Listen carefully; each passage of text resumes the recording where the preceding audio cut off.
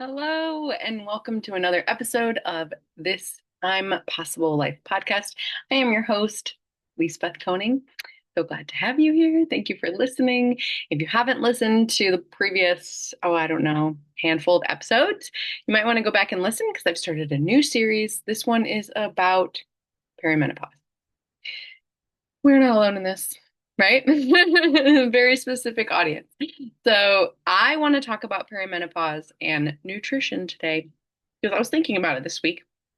And one of the reasons that I kind of noticed the changes that were happening in my body is that I had some pretty in like set up, ingrained, however you want to put it, habits around nutrition and working out.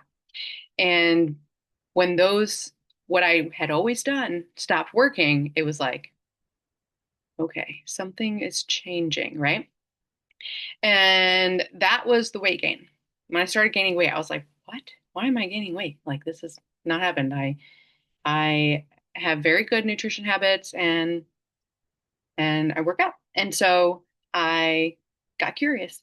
I also know that a lot of times the symptoms for perimenopause are um, like irritability, your around your mood, your energy levels, and those things are very much affected by what we put into our body, right? And sleep. So between nutrition and sleep, I think that has a huge effect on my mood and my well-being. So when I was getting more irritable, I wasn't getting as good sleep, I wasn't like these things were happening and I was like, all right. So I was listening to other podcasts on perimenopause and realizing, you know what? I think that might be what's going on here. So I wanted to go over what are the habits that I stuck to for a long time, over a long time, that are still helping now. Because I feel like the symptoms that I'm having for perimenopause are fairly low compared to other stories that I've heard. So, what I am doing is I'm making sure to balance my macronutrients. I am not counting calories. I am not like obsessing over it. I'm just generally trying to get the right macronutrients at the right time of day in the right amount. So, I try to get my carbohydrates at breakfast and lunch because the purpose of carbohydrates is to fuel you for your day. So, at dinner, I try not to have them because then I can get better sleep. I also try to get about 4 servings of vegetables in a day. If I can get it into breakfast, bonus. Definitely need 1 or 2 servings at lunch and dinner. And then I like to do a veggie snack in the middle of the afternoon. Protein, very important. I make sure there's protein in every meal. Plus, I do a protein shake, superfood shake for my mid-morning snack. And water, water. I have a 32-ounce water bottle. You want to see it? Oh, sorry. Those of you who are listening, you won't be able to see it. It's beautiful, decorated with all the stickers. This is 32 ounces. I usually have drank one before I even leave the house, depending on how like serious my workout was. That makes me thirsty for more water, right? And so if it was a pretty strenuous workout, I have definitely drank one of those. Otherwise, I usually finish on my drive into school. And then I make sure to drink another one before lunch. And I'm a teacher. So yes, you can do it. I hear that excuse all the time. But so that's 64 ounces by lunch. And then I'm usually trying to have another 1 to 2 before bed. The more water I drink, the more energy I have, um, younger my skin looks. I don't know. Water just makes you feel good. It really does. The other habits are, after I eat dinner, I try not to snack afterwards. Dinner and done helps with the sleep. So those are nutrition habits that have gotten pretty ingrained. And part of the reason that they've gotten ingrained is that my best friend Carrie and I lead nutrition challenges. And so when you're a leader of something, you're likely to follow it. But it's done in a really fun way. So we do these, it used to be, well, for the most part, they're 4 week challenges, but our next one is 6 weeks and you have a daily tracker and you get points for doing these actions. So it's like you're incentivizing them. So if you get your water, if you get 60 ounces of water, which I try to do by lunch, if you balance your macronutrients in the way that I described, you get a point for each meal, point for a veggie snack, point for keeping your sugar under 10 grams. That's a habit that I didn't mention. Um, Now in perimenopause, it's even more important because what I'm finding is that my body is losing the ability to handle breaking down those sugars in both sugary treats and alcohol. And as I've been listening and reading more about menopause, that is a thing because estrogen is one of the things that is used in that process. Estrogen is used in all kinds of places in our body. It's not like limited to just like the sex hormones or whatever. So getting on hormone therapy has helped with that a little bit, right? Because I can get those estrogen levels back up, but that's where that comes in. So you have to be a lot more intentional about what alcohol you're going to put in your body, what sugar you're going to put in your body. I am not a, I'm not an all or nothing. Like I will not cut it out all the way. I enjoy going out with friends. I enjoy having a drink. I love sugary treats, but I'm not going to do it all the time. I'm going to choose which ones they're going to be really special. I'm going to really want them. I'm going to really enjoy them, right? And the rest of the time, I'm going to say no. So that's how I work it. I'm like, is this really worth it?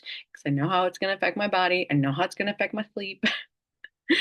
Let's see. Oh, so we have a tracker and we get points daily. And so the idea of that is like, let's say that you do have more sugar than 10 grams of sugar.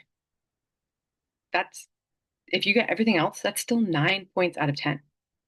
So it's not like the day's gone, the day's wasted. It's a lot. No, no, it's still a lot of points. Even if you miss two, three of them, that's like 7 points still, right? And then there's weekly challenges that get us to think outside the box. One of my favorite weeks is Smash or Pass. And there are 5 new recipes. Some of them sound really weird for you to try. And a lot of those Smash or Pass recipes are now part of my normal, like, meal repertoire. It's like part of my normal meal repertoire because I tried them and I enjoyed them and the family enjoyed them and they're healthy and they're fun. So it is a great way to make sure you're staying on track with your habits and exploring new things because a lot of times people think, oh, if you want to eat healthy, here's what you eat. This is what I think it is. For breakfast, you have eggs. What's considered healthy? Maybe a banana. For lunch, you have a salad, some meat in it, right? Or no, lunch, people like to make, they'll make like these little containers that have rice, chicken, and a vegetable, right? And you see the same thing every day, rice, chicken, and a vegetable. And then for dinner, you have like a salad and a meat. I don't know about you, but I love food. I am a foodie, so I want more. I want more than that. Sometimes I want to eat that, and then sometimes I want to eat a smash bowl, and other times I want to eat a food bowl. I want to add a different sauce. I want to try a new dressing, right? I want to get creative about it, and I want my mouth to be just as happy. So that's what I found is working for me. So the only thing that I've started changing is one, I got on hormones, right? So you know that if you've listened to the previous episode to help with that estrogen levels. And two, I have found that I'm not needing as much quantity of food as I was before, which was surprising to me because what I learned in my process of learning about nutrition is that a lot of people are under eating, but it's the certain categories, vegetables, right? We're under eating vegetables and we're not fueling our body enough, and so it's in scarcity mode. So I'm still balancing my nutrients. I'm just not as concerned about having as large of portions, making smaller portions of the same balance of macronutrients, because it does seems like there is some sort of slowdown and not in my energy. I'm still doing the same amount of things and all that. It's just not as hungry. So, that is a shift.